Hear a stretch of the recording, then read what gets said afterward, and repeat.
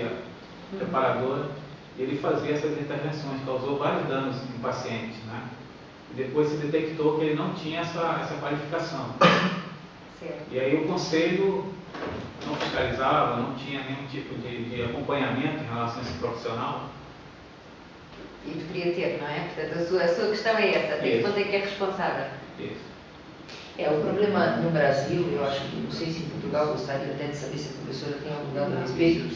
O grande problema no Brasil na questão da imperícia ou da perícia, né, na formação da culpa, lato sensu, para a responsabilidade civil, é que no Brasil não se exige a especialização, né, nas diversas áreas. Ou seja, um médico formado em medicina, ele pode fazer de cirurgia plástica eletiva até uma cirurgia óssea, né, como de fêmur ou enfim.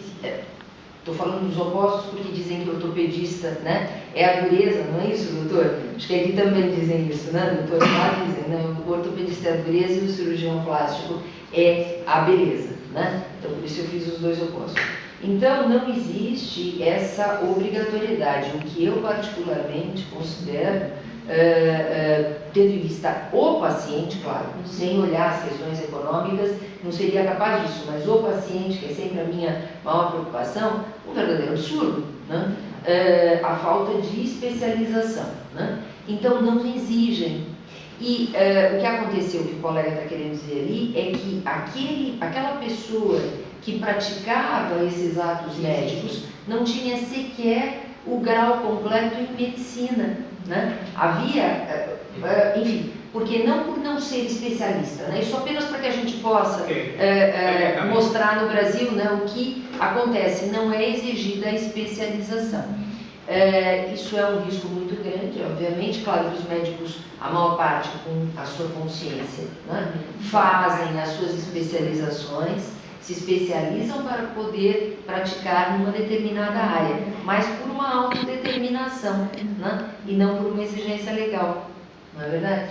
Professora, só interrompendo, eu fui colaboradora do último Código de Ética Médico Brasileiro, meu nome até consta lá, e houve uma decisão recente agora do Conselho Federal de Medicina, da Associação Médica Brasileira, que isso vai ser exigido, a partir de agora, para quem for chefe de equipe.